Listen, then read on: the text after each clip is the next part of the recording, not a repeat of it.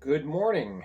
Yes, it's Friday morning, and here I am on YouTube. This only happens when I'm out of work and I'm out of commission for a few days with my back. So, I'm here at home watching hockey and doing a video. Okay, so we had a couple games last night. It's very odd to have two games on a Thursday, so uh, yeah, kind of interesting. But anyway. First game, Port Huron travels to Elmira, and the first of two games takes care of business. Port Huron wins 3-2, and really only the reason why that game was this close was because of an empty net goal, but not an empty net goal, but an extra attacker goal. Excuse me. All right, so Elmira pretty hampered in this game. Stephen Klink did not dress for the game. I did not hear what happened or why. Also, Eli Bowers was not available to back up Sammy Bernard. The team signed an e-bug that was John Pavlovich. Couldn't really find any information on him, so I'm assuming he was just a local guy. But anyway, so not a lot of energy in this game. Will Wiggleman, who called the game for the Prowlers, his comments were like three or four times during the game. The game seemed slow, and it did. Um, but there were bursts of action, I guess you could say.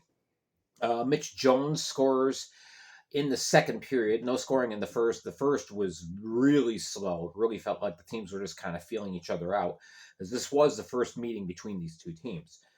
Mitch Jones, he's been the engine that has been driving the Port Huron machine since joining the team right around New Year.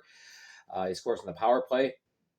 About 2 minutes later, Mark Poser bangs one home from in close, and so we're tied up. We get a little bit further down the road, and Mitch Jones scores again, this time at 13:56.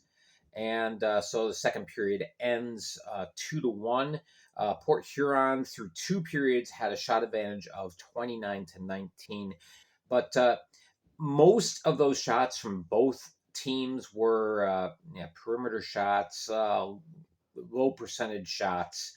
Neither goaltender really saw a ton of action last night. Third period, Alex Johnson scores, bangs in a rebound at 16:44.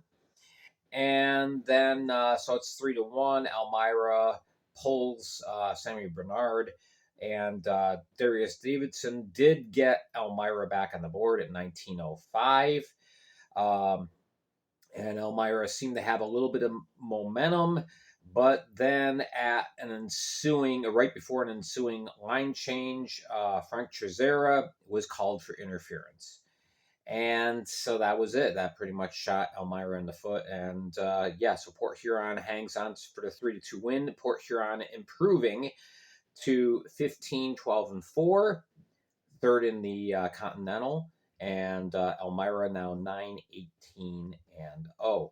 598 fans on hand to see this, which is about half of a typical Elmira crowd. You're not going to draw a lot of fans on a Thursday night, unfortunately. So Tucker Tynan, he stops 32 of 34 for the Prowlers. Sammy Bernard stopped 35 of 38. His total time played was 58:39. Elijah Wilson did have a couple of assists, and Alex Johnson, along with the game-winning goals, he also assisted on both of Jones's goals. So he had himself a really nice night. So that was the first game. Second game, we go down to the Bayou and down to the beach, I guess more accurately. Carolina taking on Mississippi. Now these teams played twice just a short time ago, And in those games in Carolina, the team split. So Mississippi ends up now with the series edge, taking this quite handily, 5-1.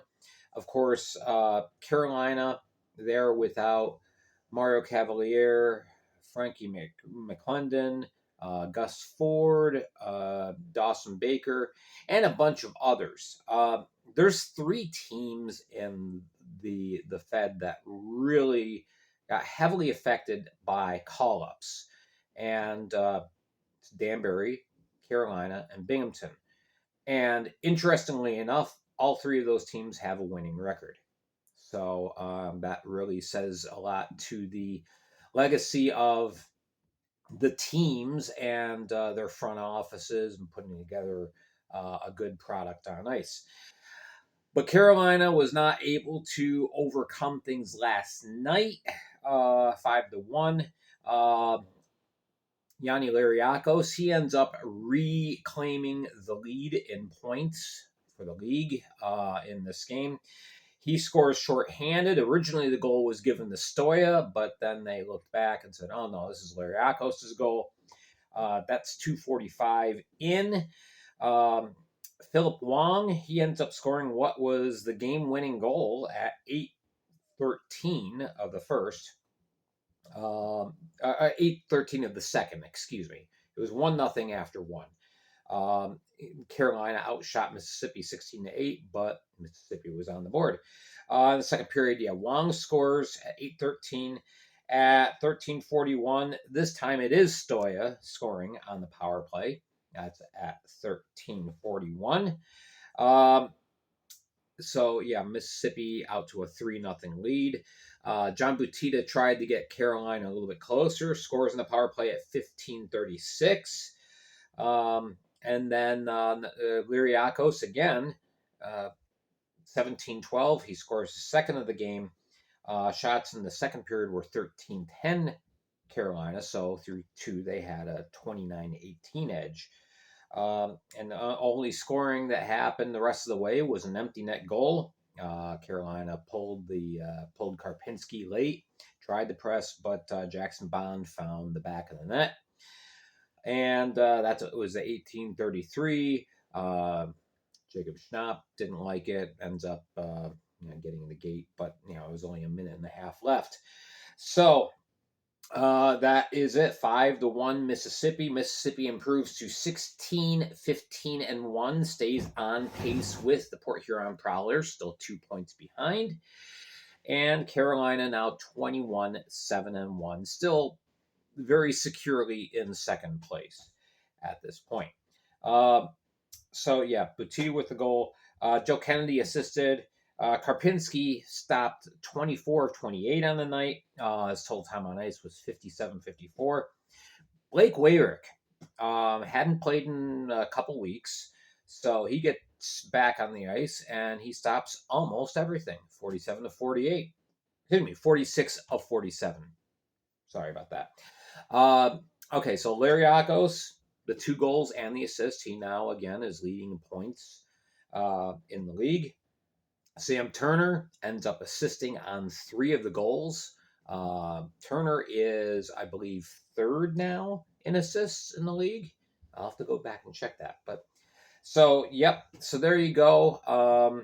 And then we are going to be talking later on Facebook about today's games. But there you go with the 2 games last night. What was it? 15:37, the announced crowd at Mississippi. And when you have an arena that seats 9,100, that really looks empty. But again, it's Thursday night. What can you do?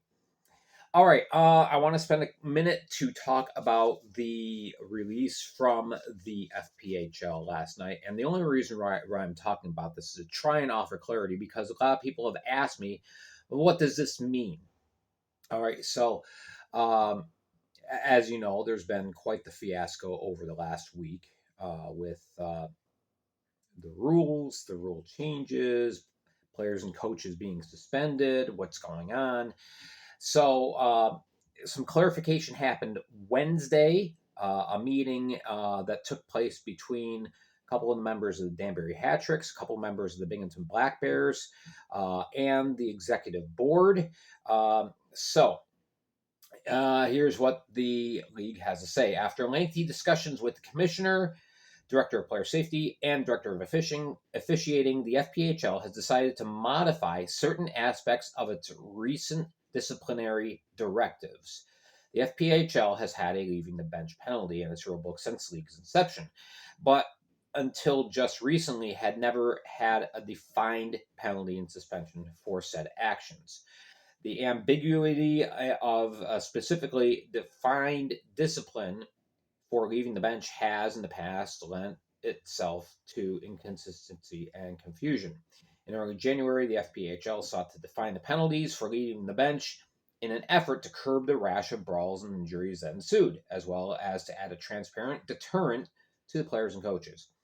As a result of our conversations, we realized that automatically suspending head coaches in situations where they could not have mitigated their players' actions or behavior is counterproductive to our intentions.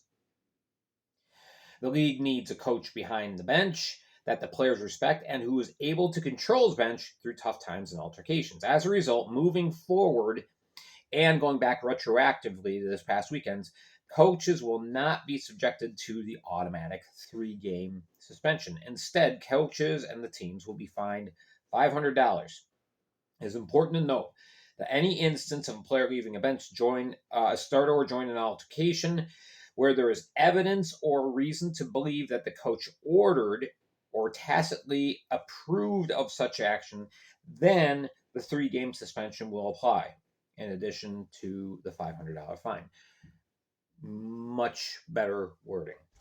Please note there has been 0 modifications to penalty and suspensions that will be assessed to the first and second player in either or both teams who leave the bench to start or enter an altercation. They will still receive 6 and 3 games respectively.